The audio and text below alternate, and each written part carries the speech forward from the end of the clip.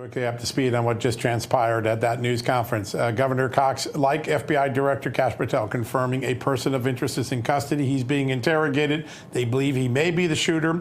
There is video footage, which we have seen here at Just the News and at Real America's Voice, excuse me, that shows the shooter on a roof.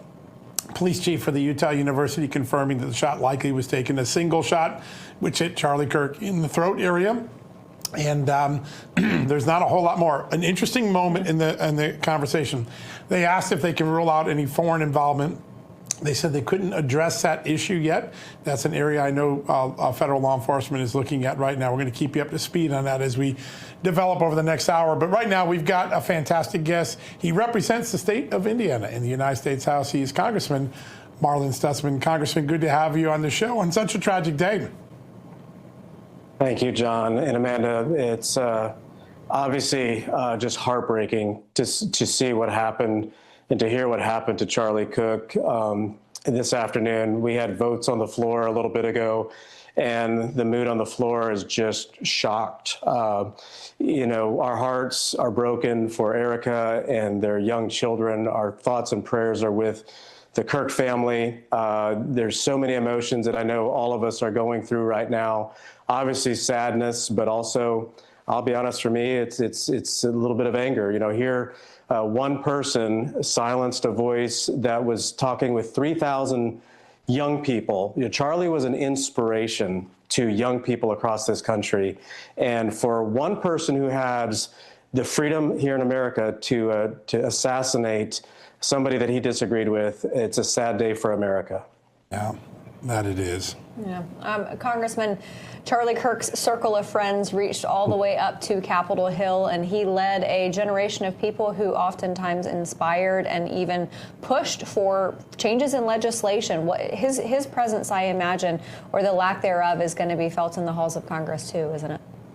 Oh, absolutely. You know, my son, I have two boys, Gen Zers, that just admired Charlie, and our oldest son is a student at Liberty University. He was the chapter president of TPUSA last year, and he just called me a little bit ago. You could just hear the sadness in his voice, and they were having a prayer vigil before it was announced that Charlie was assassinated. But you know, there's hundreds of thousands of young people across this country that are hearing the news today of Charlie's assassination, and it's going to have an incredible impact on them and their worldview on what happened today. And the impact that he had on Capitol Hill was incredible. You know, anybody that has the ability to communicate to the younger generations the way that Charlie did is always a person that we all admire, because he's engaging young people into a conversation, you know, with the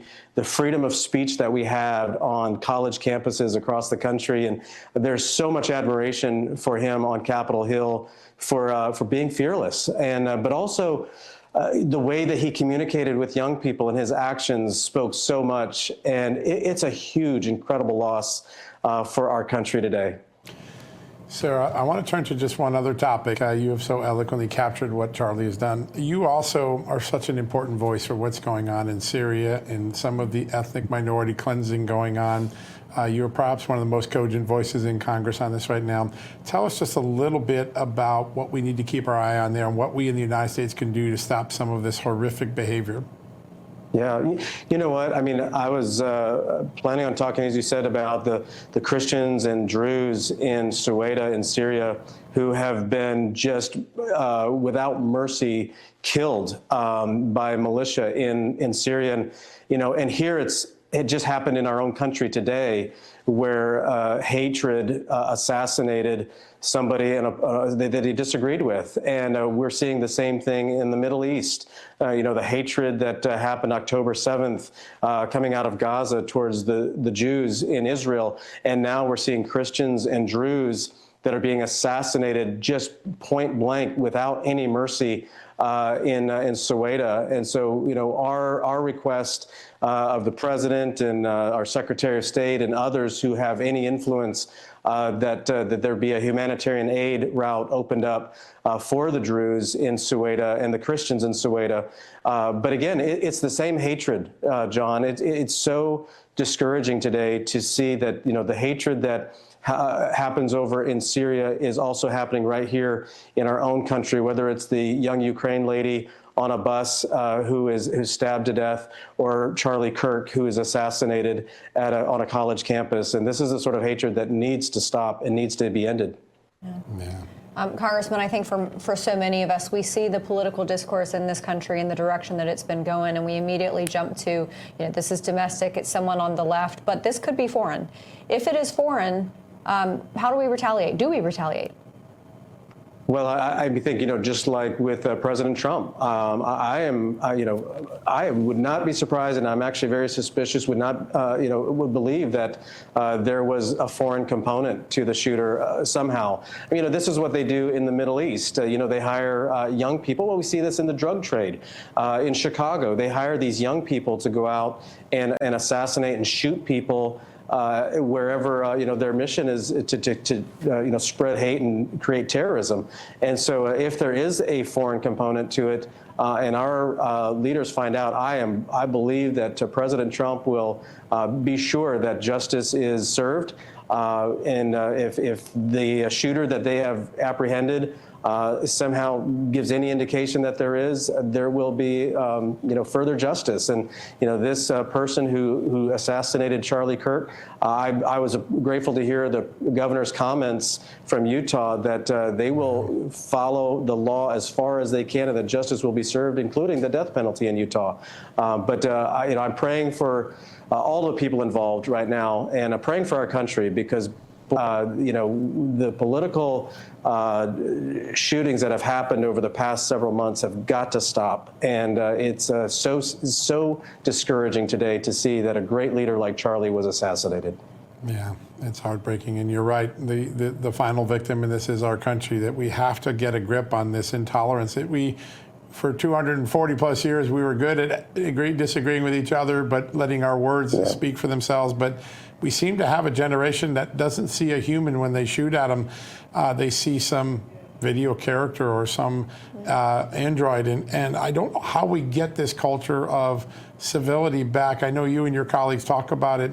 Some thoughts about where we start this process, what we need. When we were struck on 9/11, we all agreed that we needed to stand up that hatred. But today, my colleagues just down the hall here at NBC, they had people on suggesting that Charlie was the reason he got shot. How do we get over this insanity? Well, first of all, I believe it starts with faith in God and respecting human life. Yeah. That's why the abortion issue is such an important issue for us as Republicans, that we protect human life. You know what? Charlie's not coming back. Charlie's not waking up tomorrow morning. Oh. And his boys are without a father today. That is heartbreaking and heart-wrenching.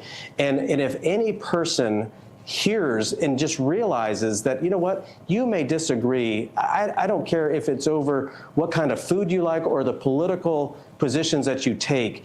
It is never, ever right to take another person's life. God gave us life, and I think that that's what's important, is that we need to realize that life is such a gift and that God has given each one of us that gift. And you know what? If you're struggling, if you are, uncertain about life, find.